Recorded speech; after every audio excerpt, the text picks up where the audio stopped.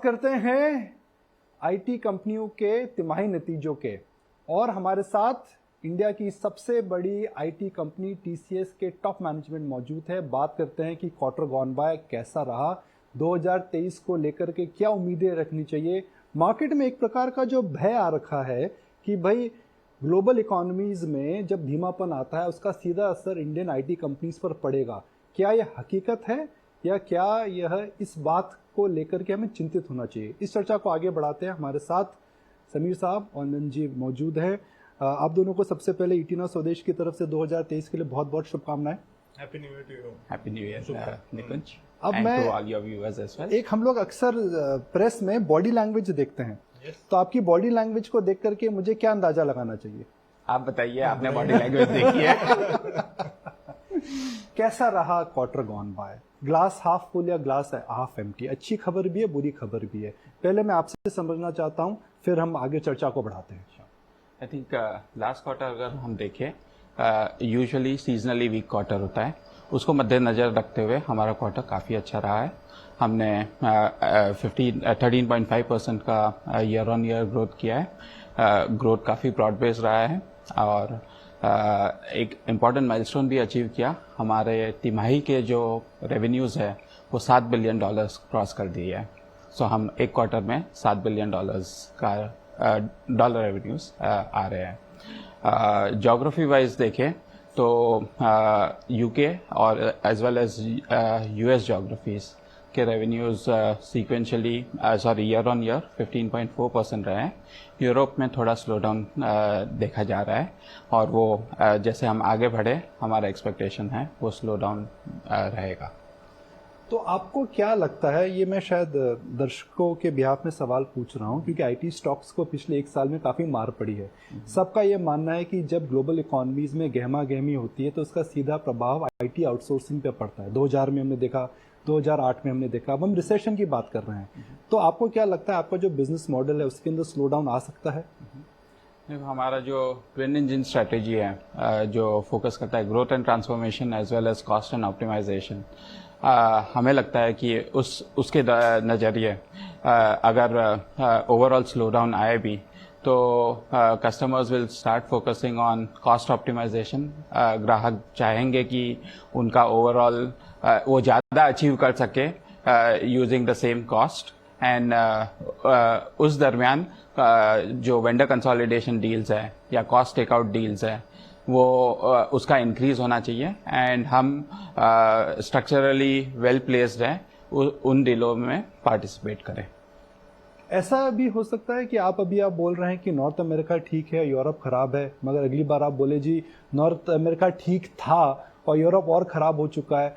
Why is that what you are telling us right now can not become worse? आपको इतना confidence क्यों है कि जो खराब होना था हो चुका है?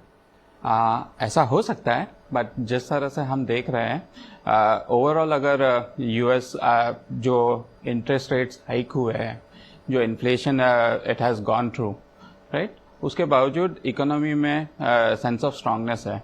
The overall expectation is and our expectation also link to that is that even if there is a slowdown it would be transitionary one, कम प्रभावित होगा एंड उस बेसिस पे हमें लगता है कि वाइल यूरोप में जो ट्रेंड्स देख रहे हैं वो काफ़ी सेक्युलर दिख रहे हैं, जबकि यूएस में it should be balanced. Ranjan साहब, एक डेटा है जिससे मार्केट और व्यूअर्स हमेशा अंदाजा लगाते हैं कि टीसीएस किस प्रकार से डिमांड ट्रेंड्स कॉल आउट कर रहा है। हायरिंग, और हायरिंग काफ़ी क्वार्टर्स के बाद नेगेटिव है। तो पिछले क्वार्टर में तो साहब आप कह रहे थे कि एट्रिशन प्रॉब्लम है, अब आपकी हायरिंग नेगेटिव है, तो चक्कर एकदम घूम गया। नहीं, ऐसा है निकुंज कि अगर आप देखो पिछले Q3 ऑफ FY22 को देखो और अब Q3 ऑफ FY23 को देखो तो हम लोगों ने 57,000 लोग ऐड किए हैं। दैट इज ये फर्स्ट पॉइंट है। सेकंड पॉइंट ऐसा है कि आप अगर दोनों साल साथ में देखो तो हमने इतना, आपको मालूम है, इतना हायरिंग किया लास्ट ईयर, उसमें इतने सब सारे बच्चों को कॉलेज से लेके उनको ट्रेन करना 8-9 महीने तक, और वो अभी इन्वेस्टमेंट पे ऑफ हो रहा है। That is second point. Third है, मैंने तो आपको लास्ट क्वार्टर में बोला था कि हम लोग एफिशिएंसी ड्राइव कर रहे हैं ऑर्गेनाइजेशन में। ये सब तीनों चीजें इकट्ठी की आप देखेंगे तो आपको समझ में आएगा कि ये नंबर क्यों नेगेटिव है। बट एक बात बताता हूँ आपको, इसका डिमांड से कोई संबंध नहीं है। डिमांड हमारा, जैसा समीर ने बोला, is reasonably robust and that is got nothing to do with this head count. तो आप आने वाले साल में क्या FY 2024 में FY 23 से कम हायरिंग करेंगे? नहीं, ऐसा है कि हमारा ओवरऑल हायरिंग, जैसा मैंने कहा कि नेट हायरिंग क्या आपकी अगले साल तो कम रहेगी? 40 ट्रेनिज के, जैसे हम लोग बोलते हैं 40-45 हजार हायरिंग, वो तो हम, जैसे मैंने बोला है वैसे हम करेंगे, अगले साल भी वैसे ही करेंगे। और जो हमारा जो लैटरल जो मार्केट से हायरिंग होता है, it depends on the business demand during the quarter. ये सब मिला के मेरे को लगता है numbers will be similar to what will have in this year. मगर ये डिमांड स्लो डाउन का इंडिकेशन नहीं है, कॉस्ट एफिशिएंसी है, लोग अच्छा काम कर रहे हैं, कम लोग ज्यादा काम कर रहे हैं। और हम लोगों ने लोग लेके आए हैं, उनको इन्वेस्टमेंट करके, टैलेंट डेवलपमेंट करके उनको हमने प्रोडक्टिव किया है। ये सब चीजें मिला के ये ऐसा हुआ है। तो but it is absolutely has no reflection on the demand. एक मैं आपसे फॉलोअप सवाल पूछता हूँ इंडस्ट्री को लेकर के। आप इंडिया की सबसे बड़ी IT कंपनी है, तो आप जो कॉल आउट करेंगे एक प्रकार से इंडस्ट्री का बेंचमार्क बन जाता है। तो TCS के बारे में आपने हमें बता दिया, मगर आपकी अंडरस्टैंडिंग इंडस्ट्री को लेकर के क्या इस साल एट्रिशन कम होगी, क्या इस साल वेज हाइक कम होगी? बिकॉज ये जो चीजें मैटर करती हैं पूरी इंडस्ट्री के लिए। एट्रिशन का ऐसा है कि एट्रिशन तो मेरे को लग रहा है कि इंडस्ट्री वाइज नॉर्मलाइज हो रहा है। सब जगह हम लोगों को दिख रहा है। मेरे को लगता है इंडस्ट्री भी नॉर्मलाइज डेफिनेटली दिख रहा है। वेज हाइक्स कैसा है, हर कंपनी के ऊपर डिपेंड करता है कैसा मैनेज करते हैं। मैं बताता हूँ हमारे लिए, हम लोग अभी कुछ ज्यादा कुछ डिफरेंस नहीं दिख रहे हैं कि हम लोगों ने जिस तरह से वेज हाइक्स दिए थे लास्ट ईयर, वैसे ही ऐसा लग रहा है कि ऐसे दे सकते हैं अगले साल भी। अब लेकिन अगले 3 महीने में देखते हैं क्या होता है और उसको भी डिसाइड करेंगे। समीर, हमारी ET न्यूज़ स्वदेश की ऑडियंस के लिए एक सवाल है कि भाई आपने एक स्पेशल डिविडेंड दिया है, लगभग 90 रुपए के आसपास एक डिविडेंड दिया है। कंपनी डिविडेंड जब देती है या तो उसकी कैश की उसको रिक्वायरमेंट नहीं होती है या फिर फ्यूचर कैश फ्लो ज़्यादा जनरेट करते हैं, तो क्या हमें इससे समझना चाहिए? हमने ये क्वार्टर में जो डिविडेंड दिया वो 75 रुपीज़ का दिया है और उसमें 67 रुपीज़ स्पेशल डिविडेंड है। अगर आप हमारी कैपिटल एलोकेशन पॉलिसी देखें वो काफ़ी कंसिस्टेंट है। वी हैव बिन, अगर आप लास्ट 3-4 साल देखें, हमारे जो एनुअल प्रॉफिट्स है 82 और जो फ्री कैश फ्लोस है उसका 80 to 100% के बीच में हम यूजुअली देते आ रहे हैं। एंड हमारा कैपिटल एलोकेशन पॉलिसी से ये काफ़ी कंसिस्टेंटली वो कर रहे हैं। इसका एंड हमारा कैपिटल एलोकेशन इस तरह से होगा कि it will be before our acquisitions, I mean taking into account all our business capital requirements। So हमारे पास सरप्लस कैश होएगा तो आउट ऑफ बॉक्स बात नहीं है। नहीं, जो हम यूजुअली करते आ रहे हैं उसी के इन लाइन है। तो 2 आखिरी सवाल। 2023 में नया ट्रेंड आपको क्या दिखता है और आपको कैसा लगता है? साल स्लो स्टार्ट, क्योंकि आप कह रहे हैं वेट एंड वॉच में, तो स्टार्ट तो स्लो है सर। अब क्या उसके बाद पिकअप हो सकता है या फिर ये साल थोड़ा एक प्रकार का फुटबॉल गेम जैसा रहेगा, पता नहीं कौन से हाफ में बॉल रहेगी? यहाँ पे हमारे हिसाब से ये है, निम्बल रहना जरूरी है। ईच मार्केट को हमको अकॉर्डिंगली प्ले करना पड़ेगा, बिकॉज जो मार्केट ट्रेंड्स हैं सेक्युलर नहीं है, डाइवर्जेंट हैं। जैसे यूरोप है वो काफ़ी डिफरेंटली प्ले कर रहा है, मैक्रो उस पर काफ़ी भावी हो रहा है, तो वहाँ पे हमको अलग से प्ले करना है। US में हम एक्सपेक्ट कर रहे हैं कि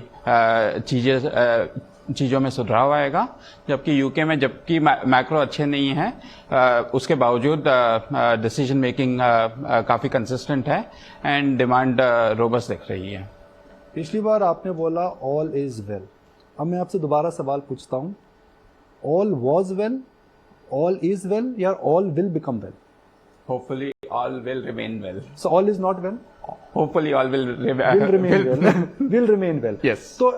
तो मैं एक मैसेज जो है हमारे दर्शकों के लिए और आपके शेयर होल्डर्स के लिए जाना चाहता हूं कि IT आउटसोर्सिंग को लेकर के मार्केट में जो गहमा गहमी हो रही है, आपको क्या लगता है गलत है? बिजनेस मॉडल इंटैक्ट है, मतलब ये आपसे मैं समझना चाहता हूँ। So वो एनालिस्ट और उनका है, हम we will look at long term play और उस हिसाब से हमने आपको जो बताया is what we believe in.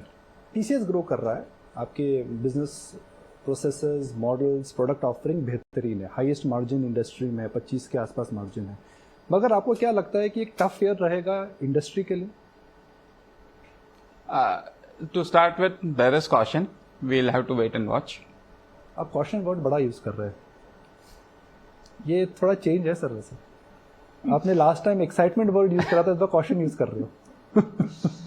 Yes जी। चलिए देखिए, हर बिजनेसेस में अप्स एंड डाउन्स तो आते हैं, मगर टीसीएस जैसी कंपनी की हम बात करते हैं, these are companies which are built to last, all businesses go through up and down, तो उसमें तो शेयर बाजार और लॉन्ग टर्म निवेशक जरूर समझेंगे। मगर टेक अवे हमारे दर्शकों के लिए ये है कि भाई जो बिजनेस मॉडल है वो इंटैक्ट है, मार्केट शेयर गेन बढ़ रहा है, यूरोप में थोड़ा स्लो डाउन है, पर अमेरिका के अंदर अभी ऐसा कोई बहुत बड़ा चिंता का विषय नहीं लग रहा है। It is back to the studio. चलिए अब आगे बढ़ते हैं और हमारे एक्सपर्ट के साथ जुड़ते हैं जो आपको राय देंगे क्या करना चाहिए टीसीएस में। Avinash Korakshakar, head research Profit Mart securities हमारे साथ जुड़ गए हैं। Avinash ji, good afternoon. Management से आपने बातचीत सुनी और उसका पहले आपने आकलन भी कर लिया होगा। बताएं नतीजों के तर्ज पर कितना चैलेंजिंग माहौल लग रहा है टीसीएस के लिए आने वाली कुछ तिमाहियों में, और निवेशकों को किस तरह की बढ़त या गिरावट के लिए तैयार रहना चाहिए। देखिए कविता, मुझे लग रहा है कि जो भी कमेंट्री मैनेजमेंट से आई है वो कॉशियसली ऑप्टिमिस्टिक है, और हमको लग रहा है कि आने वाले 1-2 क्वार्टर्स जो ग्रोथ का सिलसिला है वो थोड़ा सा डेफिनेटली स्लो डाउन होने वाला है। मार्केट्स में अर्निंग्स और ग्रोथ को ज़्यादा अहमियत देना ऑलवेज देना चाहिए, और वही बात होती है। इंटरिम डिविडेंड जो इन्होंने दिया है वो थोड़ा सा एक सेंटिमेंटल बूस्टर है, तो मैं निवेशकों को यही कहूंगा कि जिनके पास शेयर्स है वो कंटिन्यू टू होल्ड ऑन, क्योंकि लॉन्गर टर्म स्टोरी तो इंटैक्ट है, लेकिन शॉर्ट टर्म में कम से कम अगले 3 से 6 महीने के लिए आपको टीसीएस के स्टॉक में थोड़ा सा एक धीरा स्लो काइंड ऑफ अपसाइड देखने की पॉसिबिलिटी मिलेगी, क्योंकि अभी भी यूरोप से चिंताएं हैं। यूएस में इन्होंने कहा है कि मार्केट अच्छी तरह से ग्रो कर रहा है, लेकिन यूरोप को लेके अभी भी क्वेश्चनेबिलिटी है। और ऑब्वियसली अगर एम्प्लॉय एडिशंस अगले क्वार्टर में भी नेगेटिव आते हैं तो इसका मतलब है कि आगे की ग्रोथ ट्रेजेक्टरी में थोड़ा सा डाउट है। तो मैं समझता हूं कि अभी होल्ड करिए, फ्रेश खरीदारी के लिए अभी शायद थोड़ा सा समय रुकना ठीक रहेगा, क्योंकि आने वाले दिनों में कम से कम 3 से 6 महीनों के लिए कोई बड़ी आउट परफॉर्मेंस टीसीएस के स्टॉक में आएगी ऐसा लग नहीं रहा है। तो नए निवेश करने से फिलहाल आप रुक सकते हैं, बाकी बने रहें। बहुत बहुत धन्यवाद अविनाश जी, समय निकाला, दर्शकों को अपनी राय दी।